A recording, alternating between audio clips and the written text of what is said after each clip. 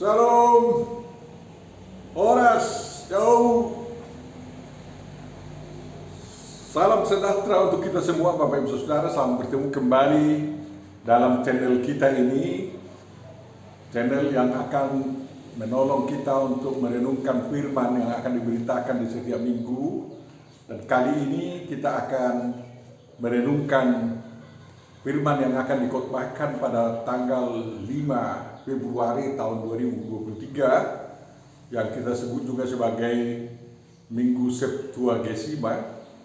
Septuagesima itu 70 hari sebelum hari Paskah atau sebelum penyaliban dan kebangkitan Yesus Kristus untuk menyelamatkan kita. Jadi selesai mengenang kelahirannya, kita terus mempersiapkan diri untuk mengenang kematiannya untuk menyelamatkan kita. Bapak Ibu Saudara, Dia datang, Dia lahir untuk keselamatan kita, dan Dia mati, Dia bangkit untuk menganugerahkan keselamatan dan kehidupan kepada kita. Untuk memulai perlindungan kita terimalah penyertaan dari Tuhan, dan kita memohon pertolongannya untuk memahami firman-Nya. Damai sejahtera Allah yang melampaui segala akal budi manusia, kiranya memelihara hati dan pikiran Bapak Ibu Saudara di dalam Kristus Yesus Tuhan Juru Selamat kita. Amin.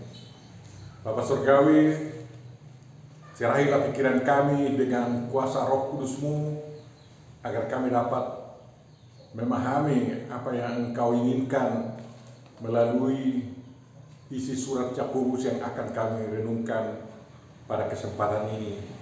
Terima kasih Tuhan atas anugerah-Mu, dalam Yesus kami memohon. Amin.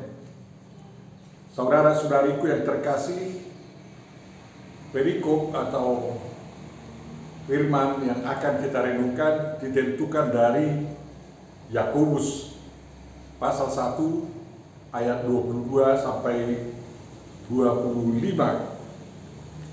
Marilah kita baca dulu apa yang dituliskan oleh Rasul Yakobus di dalamnya. Tetapi hendaklah kamu menjadi pelaku firman dan bukan hanya pendengar saja. Sebab jika tidak demikian, kamu menipu diri sendiri. Sebab jika seorang hanya mendengar firman saja dan tidak melakukannya, ia adalah seumpama seorang yang sedang mengamati mukanya yang sebenarnya di depan cermin. Baru saja ia memandang dirinya, ia sudah pergi, atau ia segera lupa bagaimana rupanya. Tetapi barang siapa meneliti hukum yang sempurna, yaitu hukum yang memerdekakan orang, dan ia bertekun di dalamnya, jadi bukan hanya mendengar untuk melupakannya, tetapi sungguh-sungguh melakukannya, ia akan berbahagia oleh perbuatannya.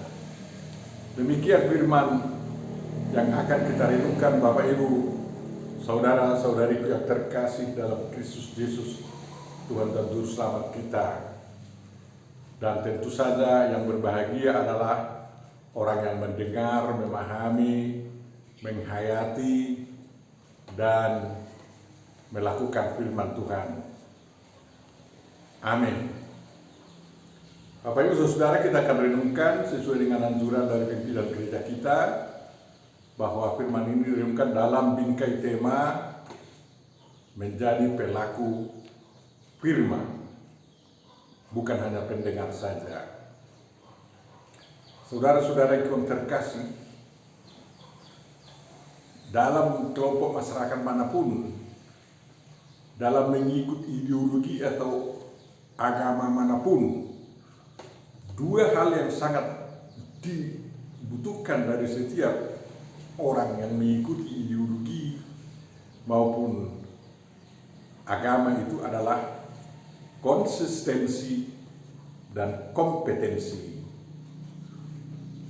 Jadi orang bisa konsisten kalau dia sudah tahu betul-betul apa yang menjadi tujuan organisasi itu, tujuan kelompoknya, dan tahu apa-apa yang dikatakan perlu dilakukan dalam hal memenuhi dan merangkai atau meraih visi daripada organisasi tersebut. Tentu saja dia konsisten di sana, bukan hanya konsisten, dan dia dapat melakukan itu, artinya dia konsisten dalam pelaksanaan prinsip-prinsip ajaran agama atau ajaran organisasinya atau peraturan organisasinya, kalau memang dia berkompeten untuk itu dan kompetensinya itu terbatas kepada tugas-tugas yang diembankan kepadanya. Jadi kalau ada pimpinan, ada tugasnya yang lebih berat. Kalau ada anggota, ada juga tugasnya yang harus dilakukan secara konsisten, dan dia harus berkompeten, punya keahlian, punya skill, dan betul-betul dapat menyelesaikan tugas itu dengan sangat baik. Bapak Ibu Saudara yang terkasih, selaku umat Kristen kita juga memang harus konsisten melakukan firman Tuhan, dan juga harus berkompeten untuk melakukan itu agar jangan menjadi omong kosong.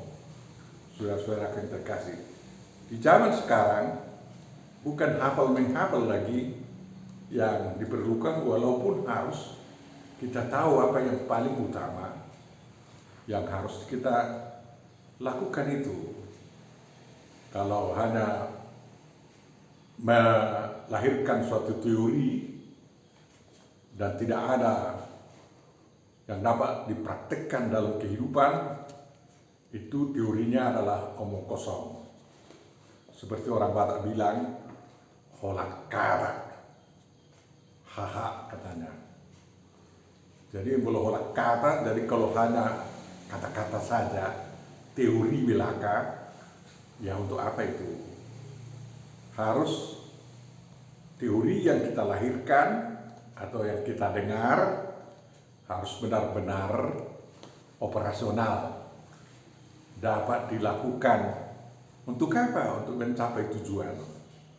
Tujuan yang bukan hanya tujuan kita, tetapi tujuan organisasi, tujuan agama, tujuan penganjur agama kita.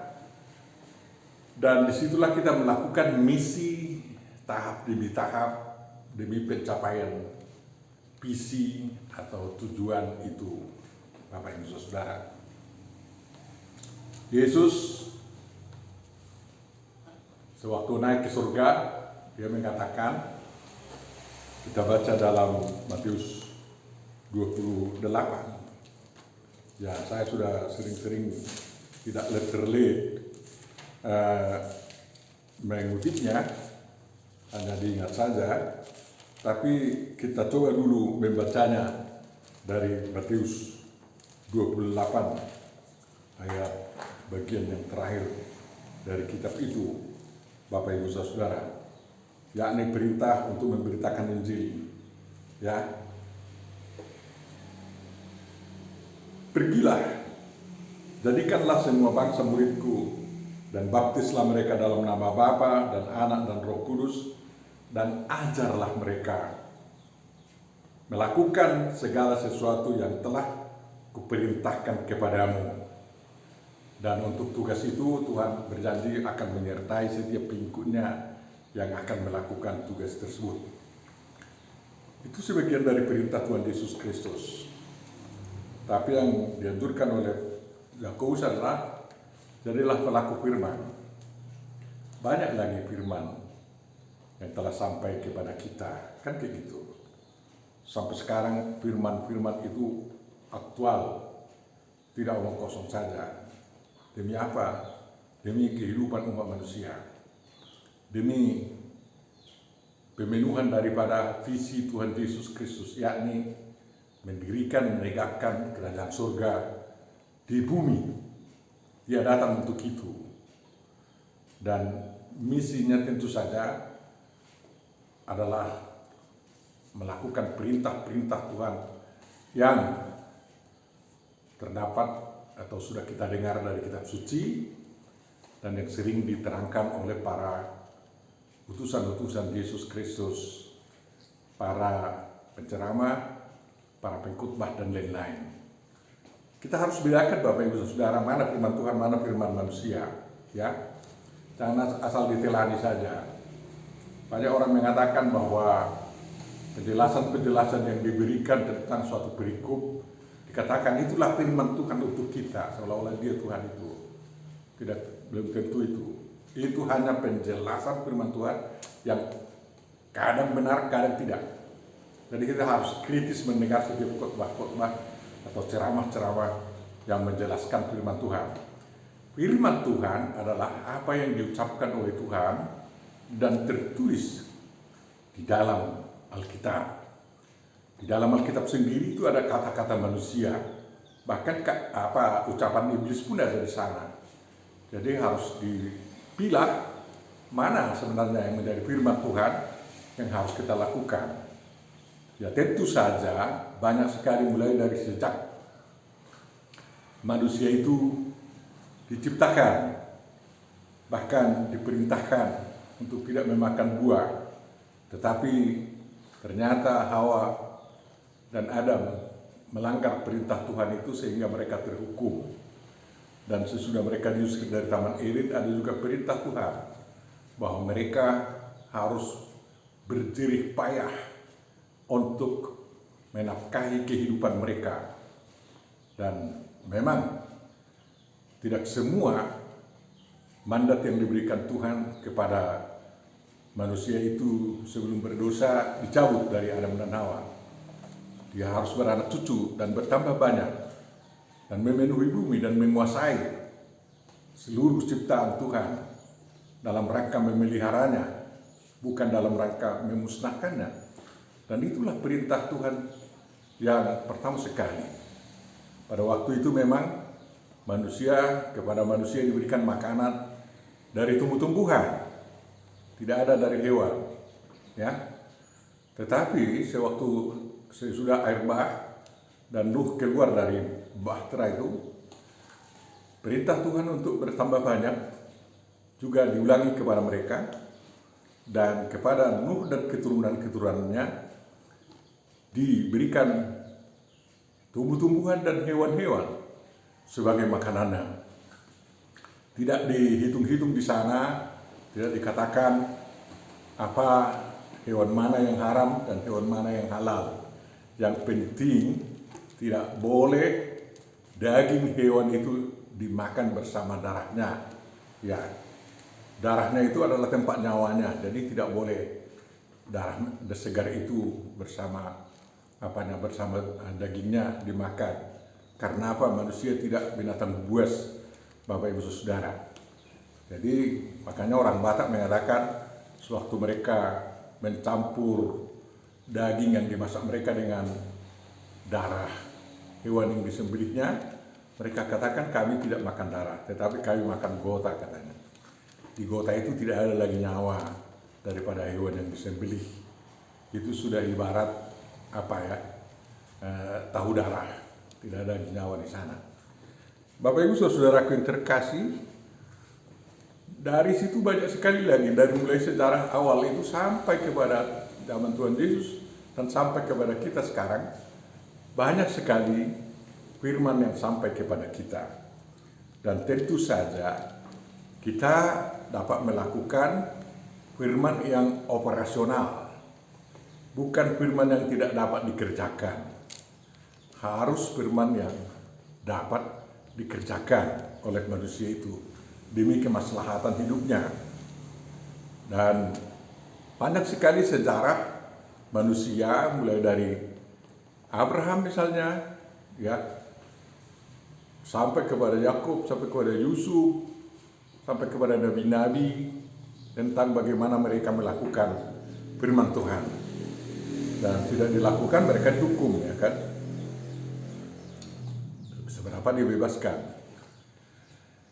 Demi kemaslahatan manusia itulah makanya bangsa Israel dipilih Tuhan sebagai bangsa pilihannya, tempat menyampaikan firman-Nya. Dan Musa disuruh untuk mendokumentasikannya.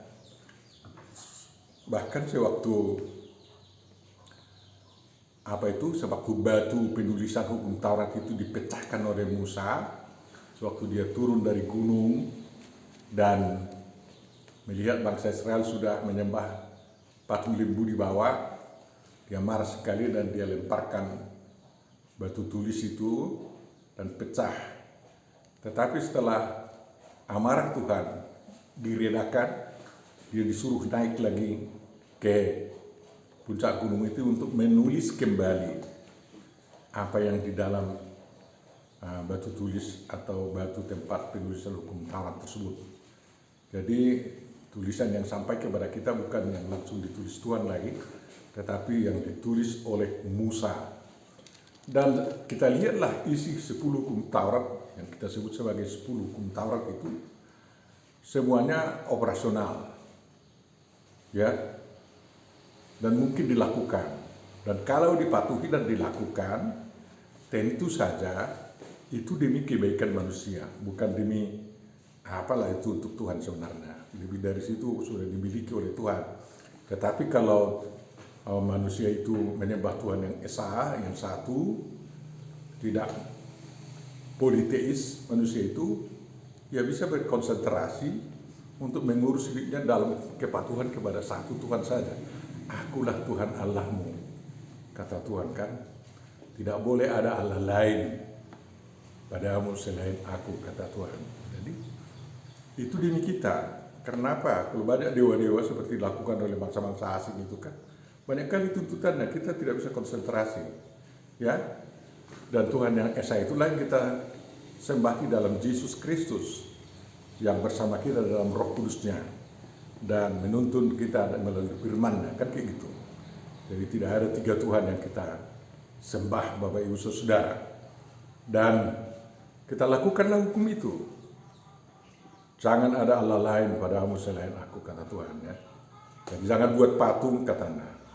Kalaupun ada patung-patung di gereja kita atau di gereja terutama Katolik, mereka bukan menyembah patung, ya. Tetapi patung-patung itu dipandang sebagai alat bantu untuk lebih mendekatkan dirinya kepada Tuhan yang tidak nampak itu. Jadi bukan menyembahnya. Jangan ada yang salah mengertikannya. Kita harus pahami dari sudut bagaimana orang menggunakan patung-patung tersebut. Dan kalau dikatakan jangan menyebut nama Allah dengan sembarangan, ya jangan sebut dengan sembarangan.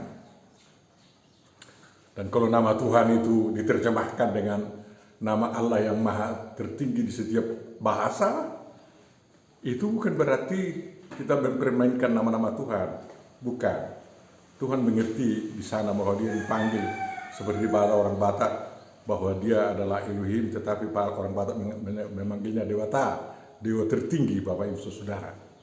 Jadi orang Batak memang memanggilnya Jehovah, tapi di bahasa Indonesia dipanggil Tuhan. Jadi itu bukan ada beraneka ragam di sana, bukan.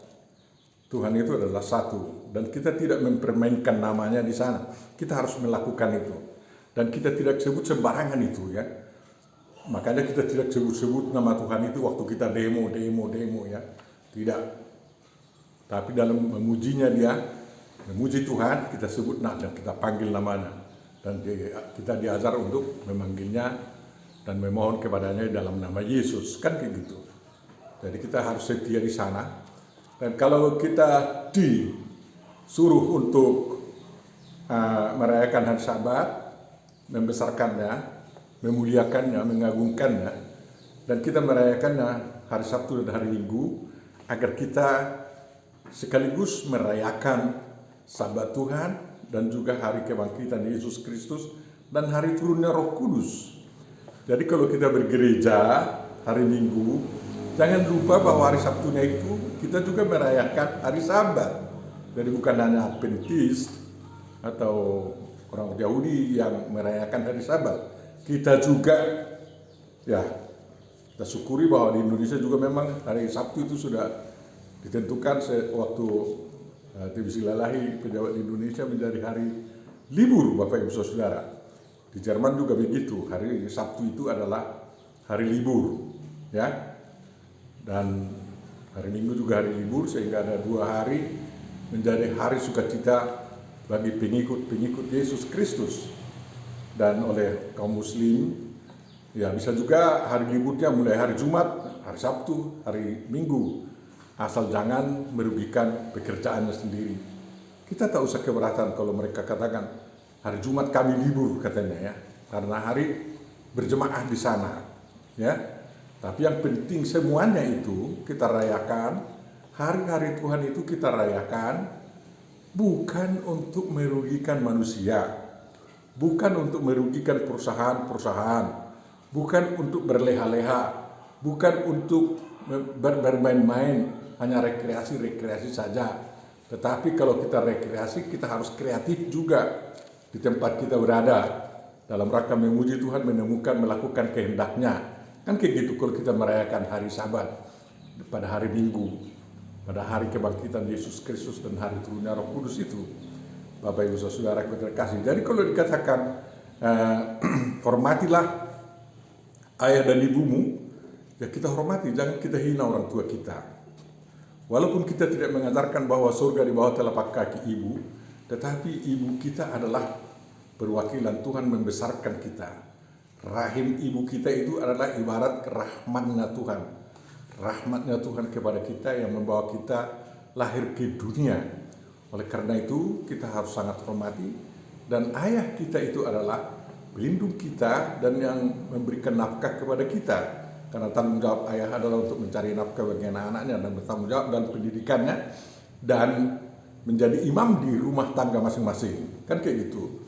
Jadi kita wajib menghormatinya. Jadi kalau dikatakan oleh Yakobus, janganlah hanya pendengar, tetapi jadilah pelaku firman. Jadi firman-firman ini terdengar, Bapak Ibu Saudara. Kalau dikatakan jangan membunuh, ya mari kita lakukan. Jangan seperti orang melakukan sampai cacing pun tidak boleh dibunuh katanya.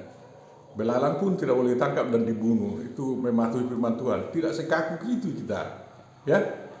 Hewan-hewan tidak boleh sembelih karena itu adalah yang membunuh katanya. Bukan sekaku itu kita, ya. Tetapi jangan membunuh, jangan menyia-nyiakan nyawa hewan atau manusia yang lain tanpa alasan yang besar, yang benar. Kan kayak gitu. Ya hukuman mati kan membunuh itu. Tapi karena ada alasan yang benar, makanya hukuman mati seperti dilakukan Tuhan kepada manusia diperkenankan juga, Bapak Ibu Saudara. Jadi bukan semau gue untuk membunuh, ya. Bukan atas dorongan hati atau keganasan hati sendiri kita membunuh, itu dosa. Jadi kita tidak bisa lakukan itu. Kalau Tuhan melarang jangan membunuh, kita tanya Tuhan dulu apa itu tujuannya, ya. Dan kalau kita berkurban seperti orang Israel berkurban dulu, ya mereka harus sembelih kan kayak gitu.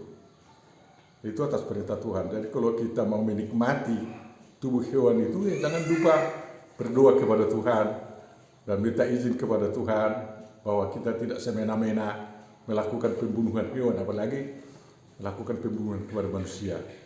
Bapak Ibu Saudara, kalau dikatakan jangan berzina, ya kita harus jaga kekudusan perkawinan kita, kan kayak gitu.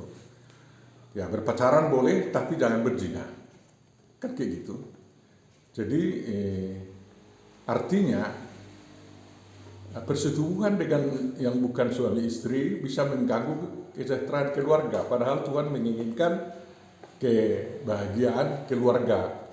Dan dulu memang ada poligami, sekarang ada apa? Ada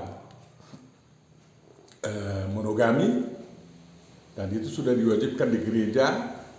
Tetapi ada perkembangan lain oleh karena pengaruh orang Barat yang sudah menjadi tidak Kristiani itu, di mana dikatakan bahwa mereka sudah menikahkan orang yang satu jenis kelamin, laki-laki dinikahkan kepada laki-laki, perempuan dinikahkan kepada laki-laki perempuan, dan itu sebenarnya ada pelanggaran pelanggaran terhadap hukum perzinahan, ya, yang diaturkan oleh Tuhan. Makanya kita sangat tidak setuju kepada pendeta-pendeta yang sudah LGBT memang di Eropa atau di Amerika, dan mereka sekarang luar biasa pengaruhnya di gereja sehingga bahkan negara dipaksa menyetujui adanya pernikahan sejenis kelamin, ya. Jadi kita harus tetap waspada terhadap hukum perzinahan itu, dan kita harus lakukan dengan konsisten di tengah-tengah bangsa kita karena ada pelanggaran, ya. Kita tidak perlu beristri banyak demi membelanjai janda-janda misalnya, tak usah. Bapak Ibu Saudara, kalau dikatakan jangan mencuri, ya kita harus memelihara. Jadi ini hukum-hukum ini diterangkan oleh Martin Luther secara singkat dalam katekismus kecilnya. Kalau tidak mencuri berarti memelihara benda orang lain agar tetap dapat digunakan yang pemiliknya, jangan ada yang kehilangan. Bapak Ibu Saudaraku yang terkasih. Jadi kalau kita tidak menginginkan harta orang lain, berarti kita didorong untuk apa? Untuk mencari sendiri, ya. Jangan mendustai orang lain seperti dilakukan oleh Uni Eropa sekarang terhadap nikel Indonesia. Mereka hanya ingin menerima dengan harga-harga bahan mentah nikel itu, padahal mereka sangat murah, kan seperti dulu mereka membeli rempah-rempah dari Indonesia. Sebenarnya seolah-olah pre aja bagi mereka itu. Karena apa? Di negerinya dijual 1000 kali lipat harganya, kan. Jadi kalau Indonesia tidak mau lagi diperkosa keinginan oleh orang lain mengingini kekayaan Indonesia ini, janganlah disalahkan Indonesia. Indonesia perlu makmur juga, kan kayak gitu. Jadi kalau kita tidak menginginkan harta orang lain atau istri orang lain, kita harus jaga kesejahteraan mereka, bahkan kita harus berkorban untuk kesejahteraan mereka. Dan kita salut memang apa yang dilakukan oleh pemerintah China sekarang ini, RT, yang selalu bersedia menolong orang miskin. Mudah-mudahan pertolongan itu sampai akhir setia dilakukan, bukan dalam rangka mengkuras harta kekayaan di negeri yang ditolongnya, kan kayak gitu. Terima kasih kepada mereka yang sudah berpartisipasi di Afrika dan sekarang di Indonesia. Jangan membenci orang yang menolong kita lah, kan kayak gitu. Karena mereka mau memberi, bukan mau mengangkangi kita atau mau menginginkan harta-harta kita agar mereka miliki. Kalau ada harta kita mereka ambil, mereka bayar dengan mahal, ya, pantas, bukan seperti dilakukan Uni Eropa itu. Jadi di pasar-pasar kita pun sebenarnya, ya jangan saling membodoh-bodohi antara pembeli dan penjual, kan kayak gitu, ya kan? Kalau ada orang miskin yang menjual sayur-sayur, saya ajak orang-orang kaya, ya, jangan mengatakan ya sudahlah sama aku lah ini semua, tak usah dibayar katanya. Bahkan harus saya ajak, ya bayarlah 10 kali lipat dari harga biasa bagi penjual-penjual atau parengge-rengge yang menjual barang-barang sedikit itu, kan. Endah seperti itu Bapak Ibu Saudaraku yang terkasih. Jadi banyak sekali yang operasional dari firman yang sampai kepada kita.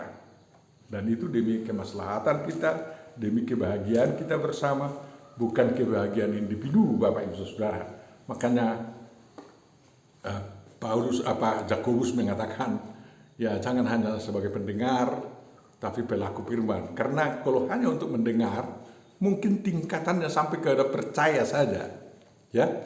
Tetapi percaya tanpa perbuatan, untuk apa itu? Iblis pun percaya katanya.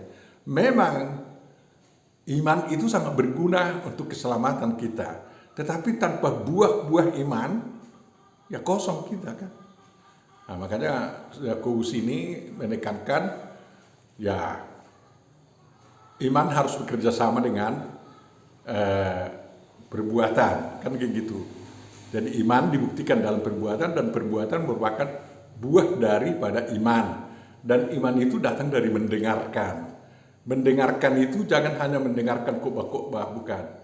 Langsung aja dengarkan firman Tuhan, ya. Sehingga kau tidak terprovokasi menjadi jemaat yang dapat diagitasi oleh pendetamu mengikut-ikut dirinya. Kita ini bukan mengikut-ikut pendeta kita, tetapi kita mengikut Tuhan Yesus Kristus di dalam jemaat kita. Dan kalau pendeta kita tidak mampu menuntun kita mengikut Tuhan Yesus, ya memang pendeta itu harus koreksi diri kan. Jangan hanya dia. Banyak gereja sekarang hanya pendeta oriented. Dia sangat senang kalau warganya setia melakukan apa yang diperintah pendetanya.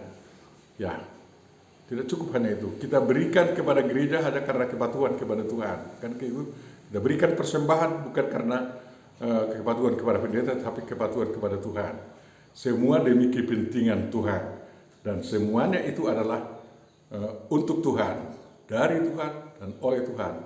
Makanya gereja kita katakan huria kan, milik Tuhan, kuriake. Jadi bukan hanya sekedar gereja kita ini, tapi huria Kristen Indonesia, kan kayak gitu. Jadi Bapak Ibu Saudara,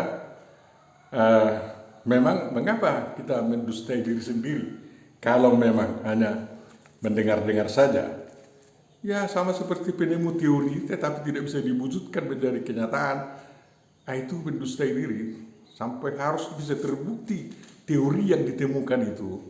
Ya barulah benar-benar dia.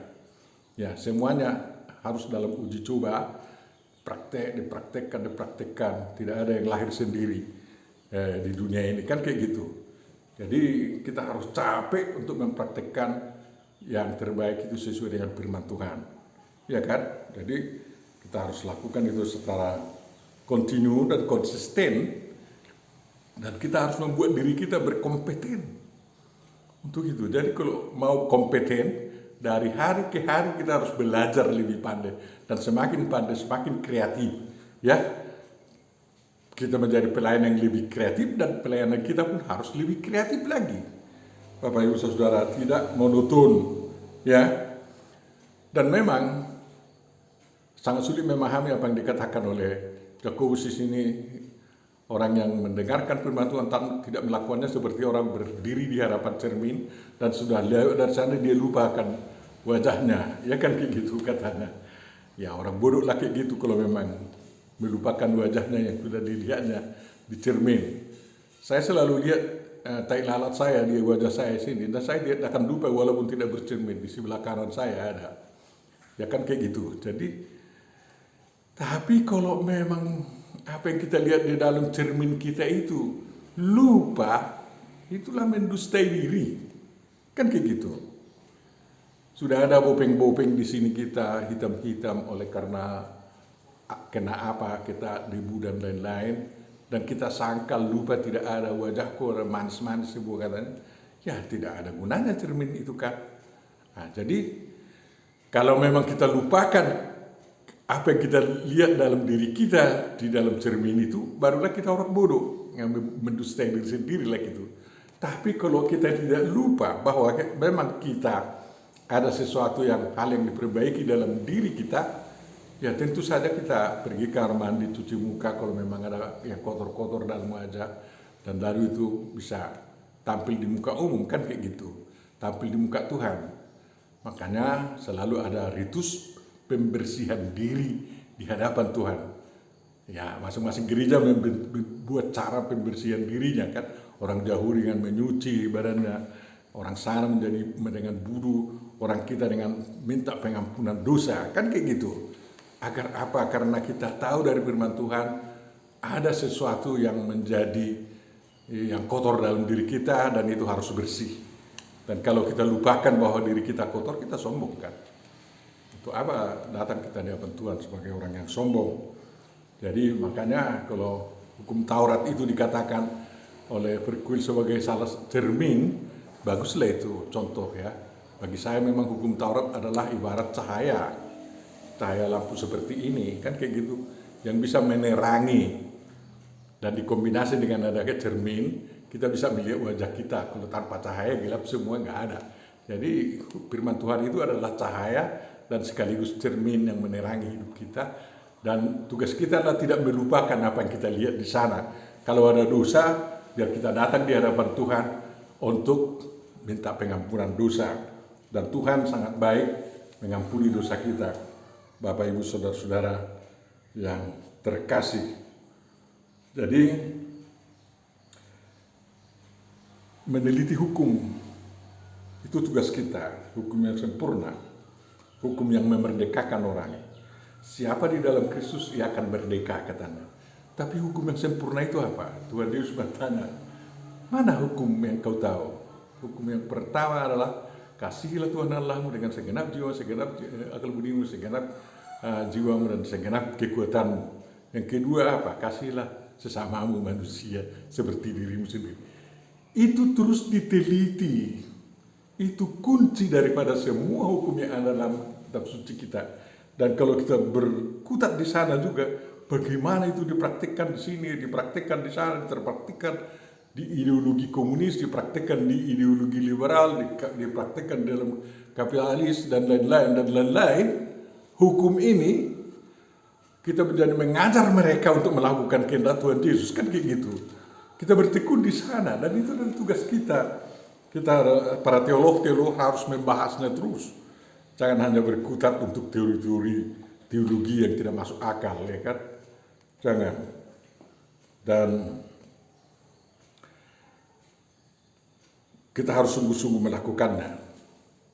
Siapa yang tidak berbahagia? Kalau di dalam komunisme kita ajar para kaum komunis itu saling mengasihi misalnya, ya. Walaupun dia tidak Kristen, saling mengasihi dan mengasihi orang lain, kan kayak gitu. Dan bukan membenci mereka, bukan mengkafir-kafirkan mereka. Mereka teman kita untuk membangun umat kemanusiaan di dunia ini.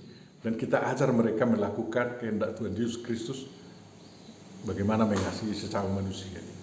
Jadi itu adalah tugas kita semua, Bapak Ibu Saudara. Dan sampai akhir zaman, tugas meneliti hukum yang sempurna itu tidak akan selesai-selesai.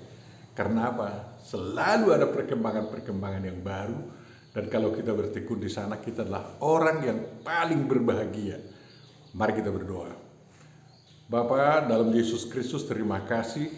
Mudah-mudahan apa yang kami perbincangkan dalam renungan ini dapat berguna bagi kehidupan kami. Terima kasih atas kasih-Mu dan anugerah-Mu. Kami sekarang menuju mengingat hari kematian dan kebangkitan-Mu untuk menyelamatkan kami. Kiranya hidup kami disucikan dan ditolong untuk setia mengikut Engkau dalam Yesus Kristus Tuhan dan Juru Selamat kami. Amin.